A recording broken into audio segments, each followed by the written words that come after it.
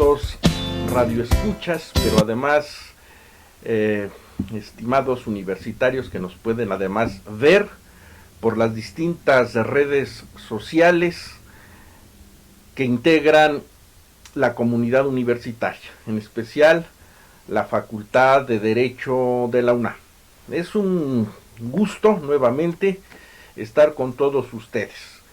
Su amigo el doctor José Luis López Chavarría presenta una vez más su programa Elecciones, Movimientos y Partidos.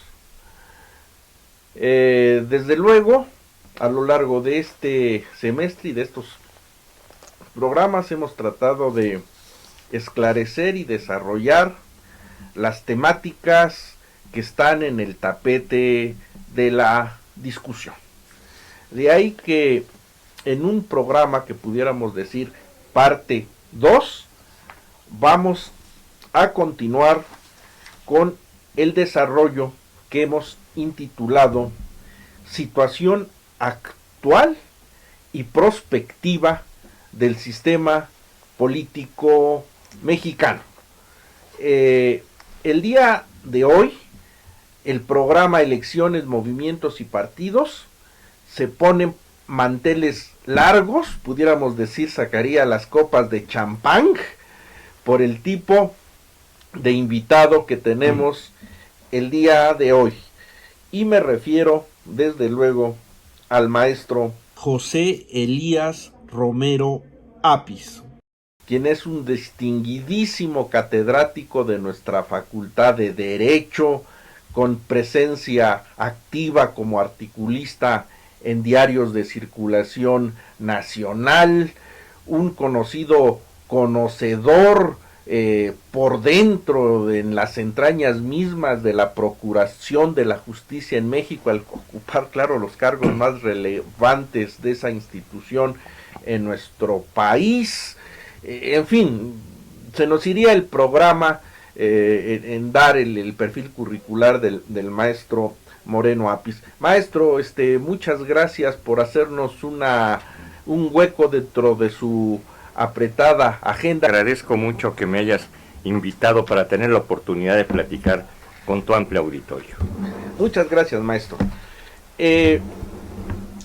Quizás como arranque o punto de partida, cabría recordar lo que importantes columnistas el día de hoy, y me refiero al maestro José Woldenberg, en la nota que aparece en el Universal del día de hoy, con acierto señala, y abro comillas: si hace unos años se documentaba una ola que iba expandiendo y fortaleciendo los regímenes democráticos, hoy la democracia representativa parece estar a la defensiva.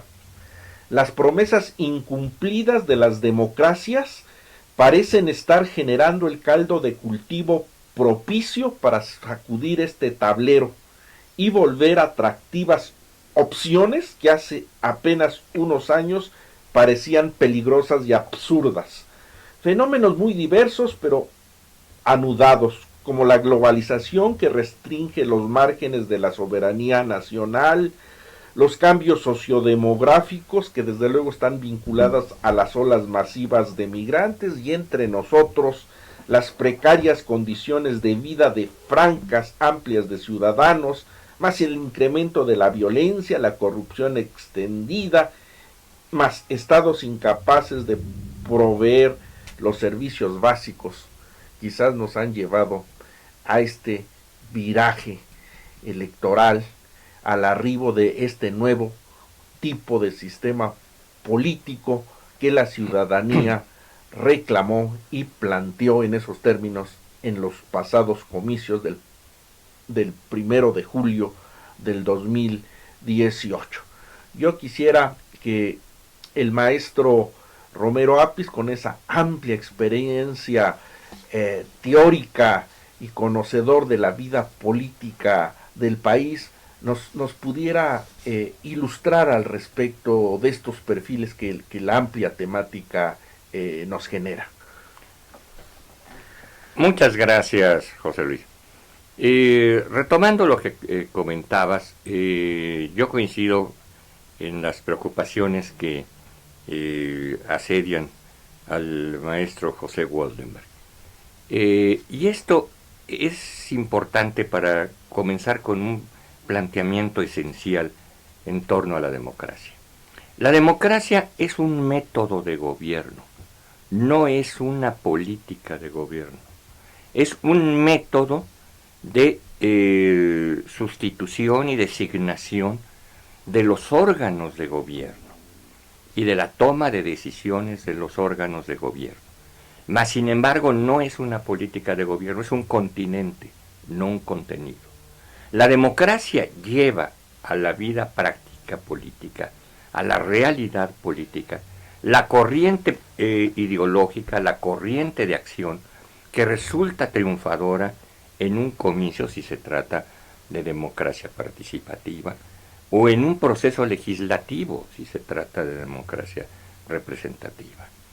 Esto significa simplemente que va a triunfar, que va a avanzar, que va a enfocarse ese gobierno en los siguientes tiempos a determinada política. ¿Cuál? La política de los que resultaron vencedores, que no necesariamente es la política que agrada, que convence o que beneficia a los que resultaron derrotados en esos comicios. Por eso digo, el sistema democrático nos puede llevar a un gobierno de derecha o a un gobierno de izquierda, a un gobierno de tal signo o a un gobierno del signo contrario, a un gobierno en muchas ocasiones incluso, y vemos con muchos países, que la tónica casi histórica es la pendular. Es decir, que en una ocasión triunfa una política debido a que ganó en los comicios, y en la siguiente triunfa la política contraria, debido a que ganaron los otros. Es decir, ¿cuál es la política, podríamos decir, que sigue determinado país? La de ese periodo. Es decir, porque la democracia solamente es un método y no una política determinada. Desde luego que es un método que podríamos decir hoy en día insuperable. Y yo creo que nuestro país ha ganado mucho, independientemente de los diversos partidos que han gobernado el México de nuestros días, ha ganado mucho con llegar a espacios de democracia que nos permite, desde luego, mayor participación política, mayor libertad de expresión, mayor contraste y confrontación de las ideas, y al final de cuentas una mejor circunstancia y espacios para la vida política. México se ha vuelto un país prácticamente pendular, a los que nos referíamos. Y prueba de ello es que las últimas elecciones, por ejemplo, las 3 últimas elecciones presidenciales mexicanas, las han ganado 3 diferentes partidos. En 2006 ganó el candidato del Partido Acción Nacional, en 2012 el candidato del Partido Revolucionario Institucional y en 2018 el candidato del Movimiento de Regeneración Nacional. Es decir, esto indica que la voluntad de nuestro electorado ha ido cambiando y mutando, y que eso se ha concretizado, se ha convertido en gobierno gracias a que tenemos un sistema democrático que funciona. ¿Y por qué funciona un sistema democrático mexicano? Y aquí tendríamos que ver algunos aspectos, si tú me permites. Por favor, más. De cosas que tenemos como activos nacionales, así como hay cosas que tenemos como pasivos. Y primero me refería para ser optimista. Claro, es martes y apenas está comenzando la semana. Las fortalezas así que presenta nuestra vida política. Démonos desde luego. ánimos, ¿no? Siempre. Fíjate que yo resaltaría, por mencionar unas cuantas, no se pueden mencionar todas, tratando de ser sensato en el uso del tiempo. Mencionaría primero la institucionalidad, las instituciones mexicanas, que son muchas que son sólidas, resistentes. Te doy un ejemplo. México lleva 102 años, es decir, desde la vigencia de la Constitución de 1917, lleva ya 102 años de elecciones regulares. Todos los procesos electorales mexicanos, por lo menos federales, en más de un siglo, se han celebrado en el día previsto por la ley, en las condiciones previstas por la ley, en las circunstancias que la ley indica. No ha habido un vacío de poder debido a la falta o la anulación de elecciones. Claro. Se han integrado el poder ejecutivo, el poder legislativo con sus dos cámaras. Se han celebrado 21 elecciones presidenciales, otras tanto elecciones senatoriales y el doble de elecciones para diputados. Todas en fecha, en modo y en circunstancias. ¿Esto qué significa, José Luis? Significa todo un récord, algo para el medallero. Solamente 2 países llegan a ese nivel en el mundo, y México es uno de ellos, con más de 100 años de vida democrática, de vida institucional regular. Es decir, solamente los Estados Unidos de América y México. Porque ni Europa, con todas sus calamidades de guerras, ni Sudamérica, con todas sus calamidades de dictaduras y fenómenos golpistas. ¿Qué podemos decir de los sufrimientos políticos de África, de Asia, etcétera? Es decir, estar entre los 2 países de mejor vida institucional política no es una cosa menospreciable. Por supuesto. Y eso ha permitido la generación de una serie de instituciones, vamos a llamarlo, no quisiera llamarlo yo secundarias, pero sí complementarias de vida colectiva. Nuestras instituciones de gobierno, nuestras instituciones de justicia, nuestras instituciones de atención social, nuestras instituciones de desarrollo económico, que ha permitido, y esta es otra de nuestras fortalezas, que México hoy sea una verdadera potencia económica. Es decir, la economía número 11 o 12 de las aproximadamente 200 que componen el planeta. Y eso es también un éxito importante, un motivo de orgullo.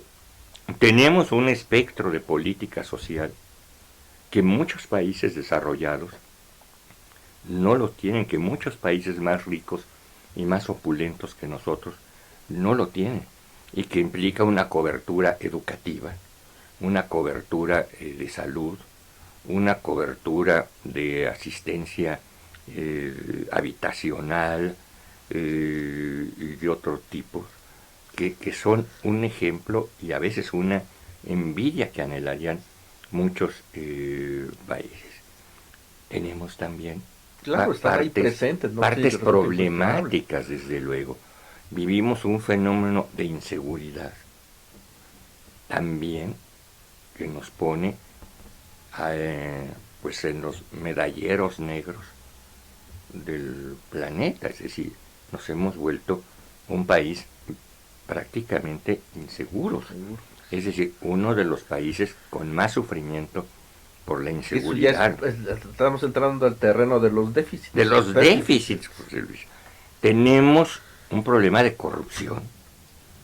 Pues también estos ranqueos que se hacen constantemente en el mundo y que nos colocan en los lugares 103, 120, 130, no son muy exactos, pero tampoco podemos decir que estemos muy bien, estamos muy mal, y los primeros en criticar nuestra corrupción somos internamente nosotros mismos, no lo ocultamos, no estamos tapando nuestro espejo, sino que estamos sufriéndolo, pero tratando de corregirlo. Tenemos un gravísimo problema de desigualdad, un gravísimo problema de desigualdad. Es decir, hay grandes estancos de riqueza acumulada y hay grandes estancos de pobreza no resuelta. Hay cuestiones que tenemos en esa zona intermedia entre lo feliz y lo dramático, que no sabemos todavía, que tenemos la incertidumbre del futuro. Es decir, yo en lo personal no sabría, no te estoy diciendo dentro de un siglo, no sabría dentro de 10 años o dentro de 15 años, que están a la vuelta de la esquina, qué va a pasar con nuestra educación, qué va a pasar con nuestro crecimiento. Es decir, no sabría para dónde apostar. Si me pides un pronóstico, te diría, José Luis, perdóname, pero no te puedo dar la respuesta y no sé quién la pudiera dar. En fin, tenemos cosas importantes, tenemos cosas lamentables que tendremos que ir corrigiendo, tenemos cosas que ir asegurando en la incertidumbre, es decir, asegurando para bien. Necesitamos, y este es un tema para nosotros obligados como abogados, ver que varias de las cuestiones que tenemos que hacer pasan por el hilo de lo jurídico. Es decir, no todo lo que tenemos que hacer son reformas legales, sino a veces son reformas de políticas, a veces son reformas de acción, a veces son reformas de otro tipo. Pero si me pidieras 3 campos en los que tenemos que preocuparnos los mexicanos en la reforma jurídica de futuro, no te diría lo ya muy satisfecho. Yo creo que nuestro sistema de funcionamiento político está bastante satisfecho, está bastante bien logrado. Pero tenemos los siguientes déficits. Creo que tenemos que tener y pensar, claro, tenemos 50 años pensándolo, pero pensar ya en serio, en una reforma fiscal. En una reforma fiscal que facilite el crecimiento y lo posibilite. Que conlleve a una verdadera redistribución del ingreso y la riqueza. Los mexicanos que nos dividimos en los extremos, en muy ricos y en muy pobres, antes del impuesto, y nuestro sistema fiscal ahora sirve para acrecentarlo. Es decir, si el ingreso es muy inequitativo, después del impuesto se vuelve más inequitativo. Sí, claro. Soportamos una carga brutal en manos de los que menos tienen, sobre todo por nuestros impuestos al consumo. Es decir, una persona, bueno, todas las personas,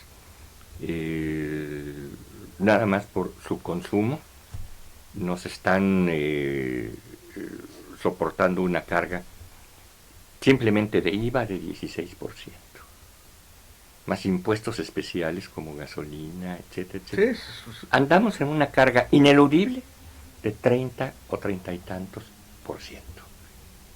Que no se puede. Se esfuma eludir. En realidad que esto es más grave mientras más estrecho este ingreso. Por supuesto. Qué interesante estas series de reflexiones del maestro Moreno Apis. Vamos a tener que ir a un corte, no le cambien, y en un ratito estamos de vuelta. Gracias. Y señalaba con precisión y con acierto el maestro Romero Apis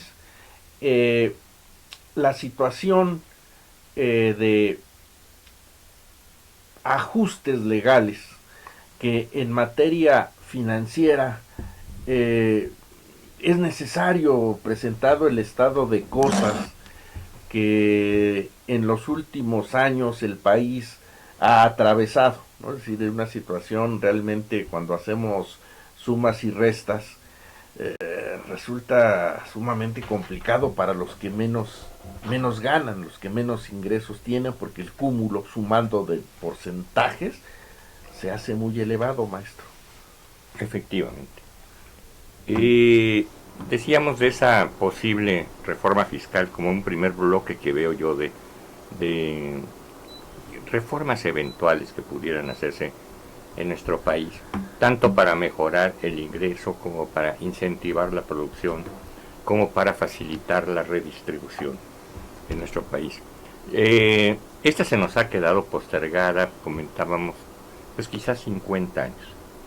Yo tengo la esperanza, no sé si ingenua, de que quizá el actual gobierno, o las propias tendencias que ha anunciado, prometido, insinuado desde su campaña electoral, pueda ver con mayor simpatía que los anteriores una posible reforma fiscal de este sentido y de este calado.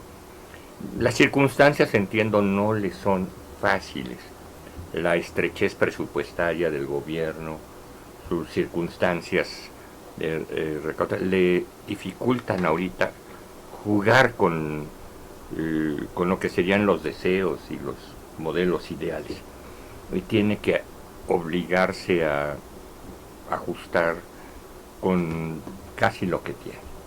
Entonces, pero creo que es algo que está o que debe estar en la agenda mexicana próxima o futura, para tenerla en cuenta. Otro aspecto es el de una importante reforma en materia de amparo. Esta fue un tema ya muy concretamente de abogados, que nos pudiera llevar no solo a una mayor accesibilidad de los justiciables, de los requirentes de protección constitucional, sino además de una mayor amplitud en el alcance de la sentencia de amparo, que actualmente se ha avanzado en ello, aunque todavía hay cotos, fueros, blindajes en esta materia, como es el fiscal, el tributario. Ahí sí no sé si el actual gobierno vea con simpatía el mejorar, el facilitar los accesos al amparo, o tenga una idea diversa de lo que han sido los planteamientos que en las últimas décadas se han hecho en este sentido, y que han unificado a todos los mexicanos en el mismo tenor. Claro. Me dirás, ¿por qué, si todos los mexicanos piensan que se debe hacer una mejoría en el sistema de amparo, por qué no se ha logrado? Porque desde hace 50 o 60 años hay un mexicano que se ha opuesto a ella. Hay un solo mexicano que se ha opuesto a ella, y este mexicano ha triunfado sobre todos los demás, y es el secretario de Hacienda. Y al secretario de Hacienda en México no lo dobla nadie, ni los presidentes de la República. Lo podrán correr, pero no lo pueden doblegar. Ningún presidente ha podido doblegar a su secretario de Hacienda. Recordamos incluso algún presidente que les decía alguna vez en un discurso ante empresarios o financieros, decía: yo estoy convencido de lo que están ustedes solicitando y estoy de acuerdo con ustedes, pero no he podido convencer al secretario de Hacienda. Ayúdenme a convencer al secretario de Hacienda. Nadie lo pudo convencer, desde luego.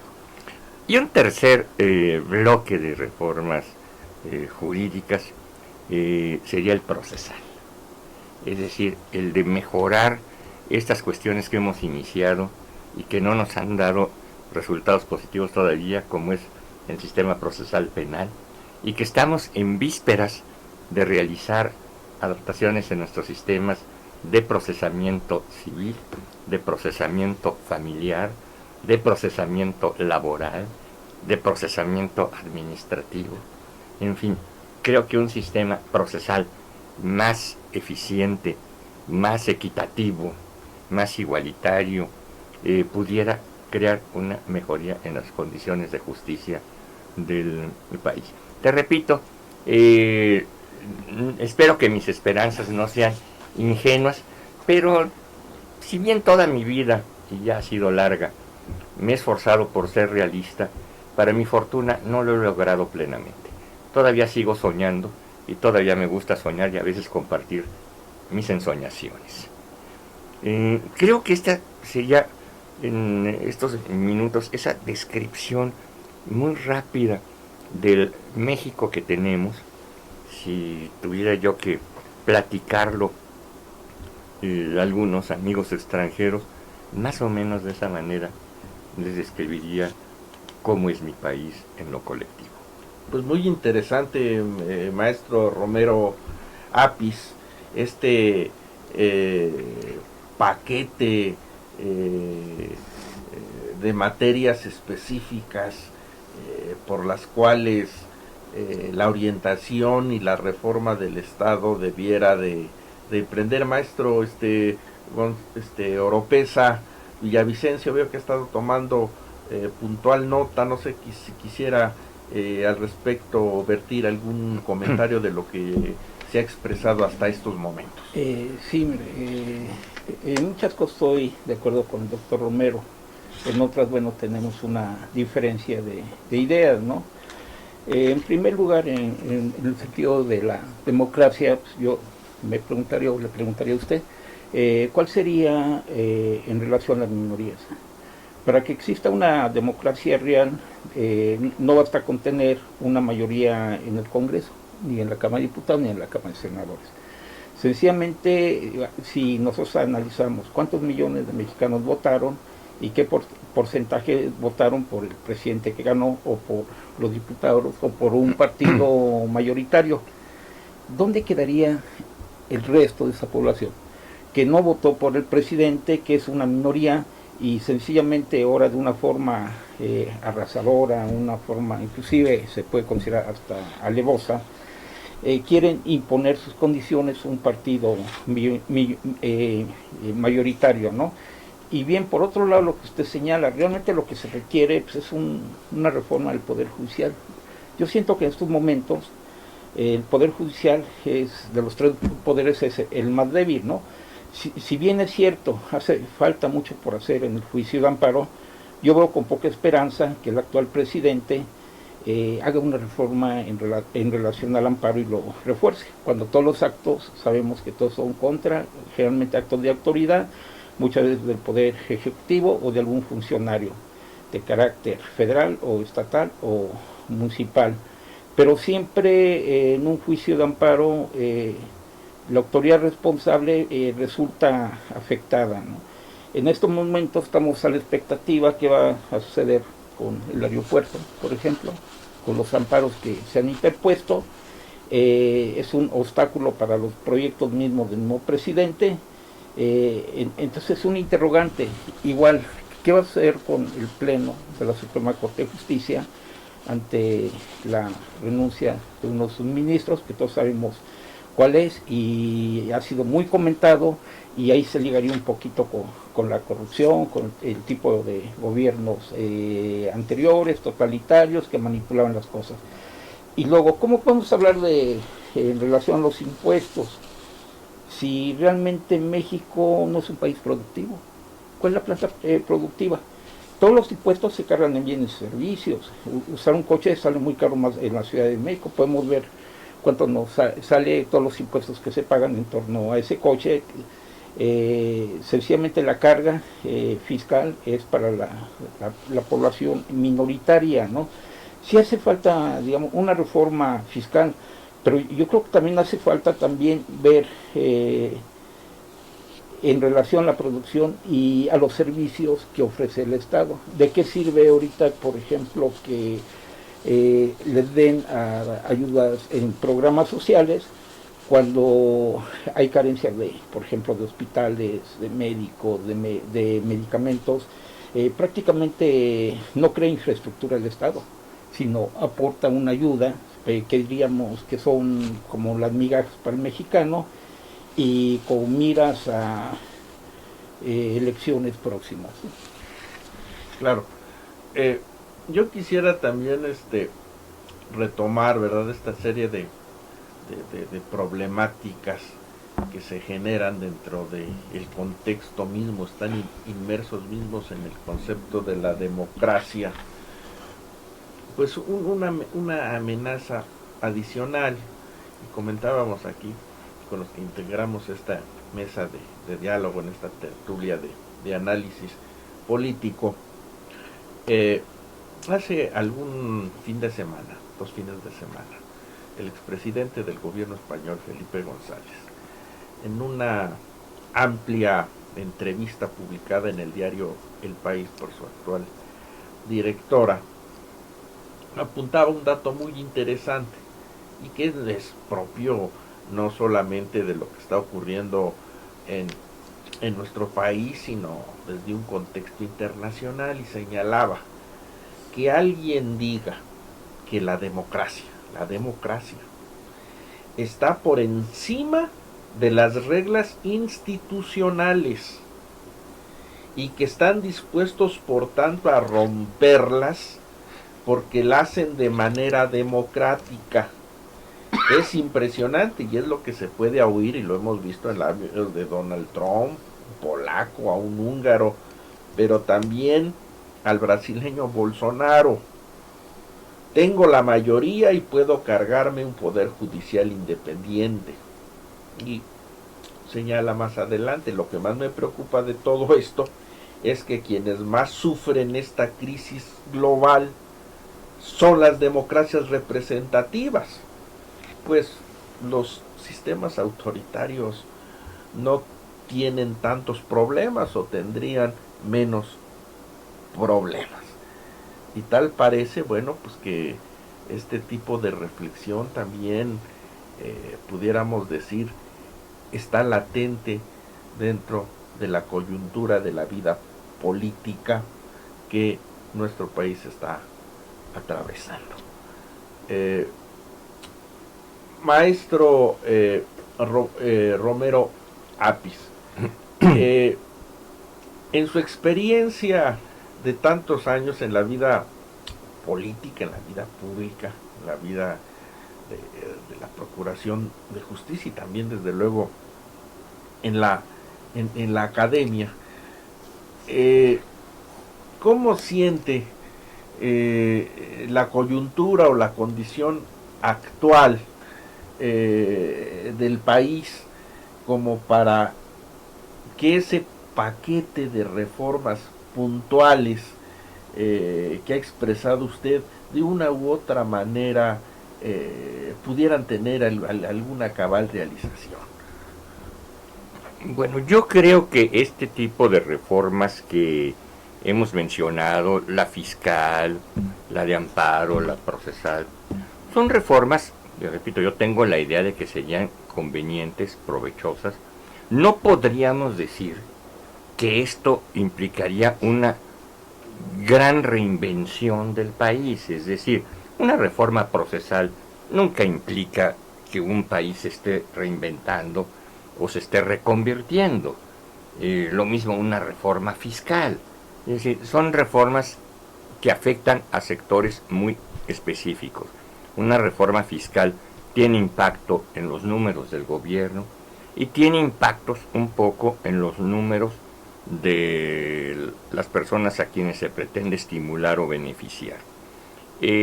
Una reforma procesal pues es una reforma que básicamente puede cambiar las perspectivas diarias de nosotros, los abogados, y acaso de nuestros clientes, pero no es un cambio que pudiéramos decir en la vida nacional.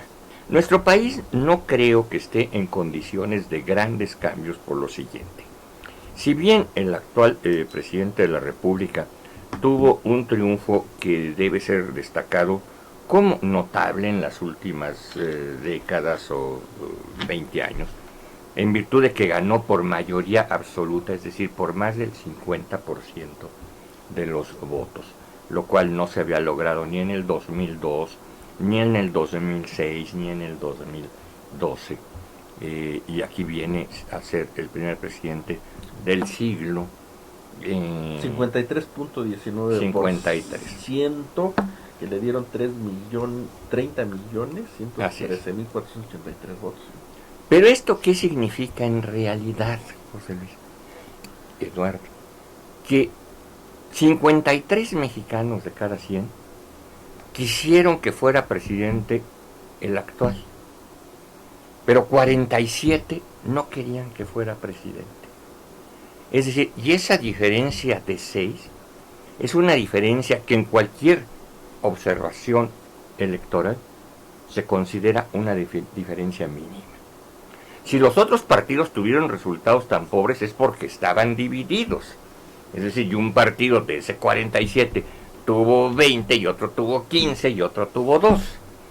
Pero que contrastaban individualmente con el 53 del partido ganador. Pero después de las elecciones, el panorama cambia. Es decir, hasta las elecciones existe el pluripartidismo. Después de las elecciones en cualquier país, solo existen 2 partidos: los que están con el gobierno y los que están en contra del gobierno. Y entonces, una grandes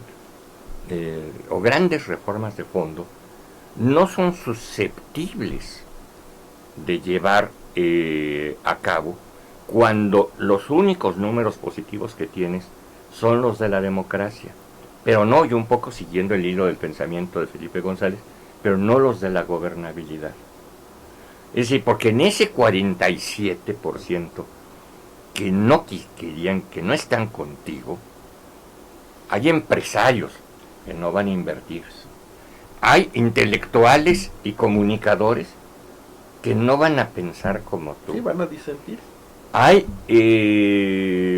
políticos que consideran que otra debe ser la tesitura y que otros deberían ser los gobernantes. Es decir, hay 47 de 100 y no son pocos, que no están contigo, que no creen en ti, que no les gustas. Aunque hay 53 que sí están contigo y que sí te van a seguir. Eso obliga a tejer muy fino, muy rápido, muy eficiente para poder gobernar y transformar un país en condiciones de mayoría precaria. Ustedes, estimados estudiantes universitarios, en especial de la Facultad de Derechos, queridos docentes, con esta importante temática de la situación actual y prospectiva del sistema político mexicano, con nuestro estimado y querido amigo el doctor José Elías Romero Apps. Y tal parece, finalmente, que para que este paquete de un calado importante pudiera llevarse a cabo, pues necesitaría de parte de quien tenga que llevarlo a cabo, de las instituciones gubernamentales, pues una actitud explicativa, de convencimiento comunicacional, para generar que la ciudadanía, las nuevas condiciones que se le llegaran a presentar en el campo fiscal, socioeconómico, le entraran con esa plena actitud de jalar, porque las cosas están cambiando. Y hoy en esta mesa me di previo a la tarea de traer una serie de columnistas que han estado comentando al respecto. Hay un destacado investigador, el maestro Francisco Valdés Ugalde, miembro del Instituto de Investigaciones Sociales, quien hace poco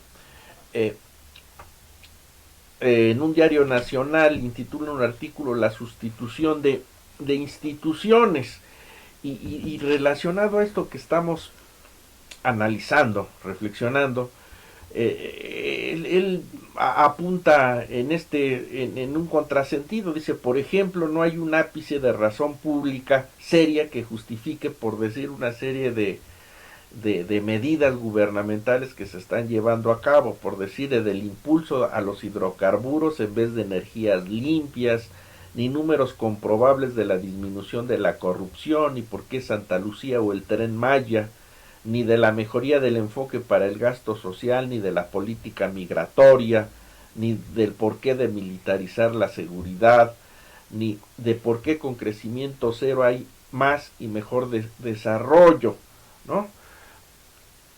Entonces, esto también tendría que estar en otro hilo vinculado, en que lamentablemente foros de análisis o literatura de reflexión de estos importantes actores de la vida pública, vemos que no se lleva a cabo, que impera en muchas ocasiones la política del tuit, el discurso de la ocurrencia, de la gracejada, que en un momento dado puede mantener índices de popularidad, pero que el fondo, la esencia de lo que usted atinadamente plantea, como que no vemos que se esté llevando a cabo, ¿no? Como que el ejercicio de la política gubernamental pasa en rasgos que tocan solamente la epidermis, pero no claro, llega a trasminar de los efectos positivos y necesarios que una sociedad tan desigual requiere. Exacto. Yo creo, José Luis, que hay cosas que si las hiciéramos, y de las que hemos mencionado, mejorarían a todos. Y hay cosas de las que hemos mencionado que si las deterioráramos, perjudicaría a todos. De las primeras, yo creo que si nosotros tratamos de combatir y lográramos combatir la pobreza y la desigualdad, sería algo en beneficio de todos. Si este país lograra sacar de la pobreza a los 50 millones de mexicanos que están sumergidos en ese pozo, sería bueno para todos, incluyendo a los más ricos. Claro. Es decir, con 50 millones de pobres menos, es decir, que hayan salido de ahí, venderían mucho más, ganarían mucho más. Es decir, nadie estaría peor porque salieran los pobres de la pobreza. Todos estarían mucho mejor. Imagínense a cualquier empresario, a cualquier banquero, etcétera, tener de repente 50 millones más de clientes. Sí, con capacidad de compra, claro. Sí, eso sería una delicia para ellos. Hay otras cosas que si no las cuidamos, nos perjudica a todos. Por ejemplo, si no cuidamos las instituciones, eso es grave para los de abajo, para los de en medio y para los de arriba. Nosotros, los amantes de lo hípico, tenemos un dicho: si se cae el caballo, se cae el jinete. Y en política se ha dicho desde hace siglos que si se cae el trono, se cae el rey. Es decir, no puede sostenerse un jinete sin caballo y no puede sostenerse un rey sin trono. Es decir, si las instituciones se caen, nos caemos todos, los que mandan y los que obedecemos. Es decir, nadie gana con que nuestras instituciones se deterioren. Claro, completamente de acuerdo. ¿Algo, maestro Eduardo Oropeza Villavicencio, que tuviera en el tintero y que quisiera exponerlo? Sí, mire, doctor, para reforzar lo que dice el doctor Romero, quisiera hacer un balance. Si más no recuerdo, la primera convención bancaria y la primera convención hacendaria, que al parecer ha sido la única, fue durante el gobierno de Álvaro Obregón, cuando prácticamente, bueno, la que se origina, que era el Banco de México, pero a raíz de estas convenciones, que posteriormente hubo otras, realmente no ha habido, ¿no?, un ajuste en cuanto a la política hacendaria, que es fundamental, como usted lo acaba de señalar. No es lo mismo repartir dinero en programas sociales o que la gente se vuelva más productiva y además de producir, también de ellos también aporten a los recursos que tanto requiere el Estado, ¿no? Y en relación a una reforma judicial, hay que recordar cuánto tiempo tardó la implantación del Código Nacional de Procedimientos Penales, los juicios orales. Tardaron bastante, pero sin embargo... Y que todavía no culmina. No culminan, pero tampoco se aprecia ni es un logro, y para muchos es un fracaso. Entonces sí se requiere revisar a fondo lo que usted acaba de señalar, doctor. Pues ojalá se haga. Y la cuestión, hablando de convención nacional fiscal,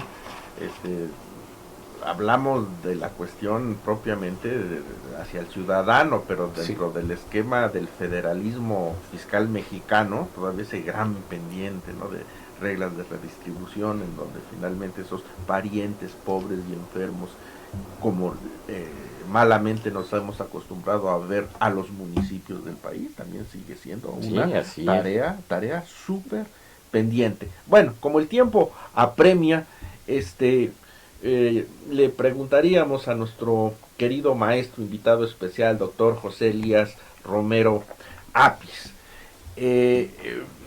¿cuál sería quizás el mensaje que quisiera externar a la comunidad de la Facultad de Derecho, que pudiera aterrizarse o que quisiera ver cristalizado en los próximos años? Yo creo que, y aprovecho esta pregunta, José Luis, para resaltar las bondades que siempre ha tenido, pero que hemos visto que día con día se acrecientan más, de nuestra querida Facultad de Derecho de la UNAM. Este mismo espacio radiofónico, esta voz radiofónica, a través del canal Yus Multimedia, es una expresión más de ese progreso de la Facultad de Derecho. Yo quisiera que este impulso de nuestros directivos, encabezados por el doctor Raúl Contreras Bustamante, y que ha dado frutos extraordinarios, que el esfuerzo de toda la planta docente y el esfuerzo sobre todo de todos los alumnos sea para bien de lo que pretende la facultad, que es la justicia, que es el desarrollo y que es una mejor educación en materia de derecho. Una creación, una generación de cada vez mejores abogados que van a ser más exitosos y que van a ser más provechosos. Más exitosos para bien de ellos mismos y más provechosos para bien de todos los demás. Es una facultad muy privilegiada, es la facultad más privilegiada que podemos conocer en el país. Es una facultad que a veces no se valora por su casi gratuidad, pero que es realmente la facultad que, si pagáramos íntegramente las colegiaturas, sería desde luego la facultad más cara del país. Es decir, quizá el doble de la que hoy conocemos como más cara. Hay que aprovecharla, es un privilegio ser alumno de la Facultad de Derecho de la UNAM. Pues con estas reflexiones finales del doctor José Elías Romero Apis, su amigo el doctor José Luis López Chavarría, director del Seminario de Derecho Electoral, se despide de un programa más de Elecciones, Movimientos y Partidos, un breve recorrido por la historia de la democracia en nuestro país. Que tengan buen día y hasta la próxima.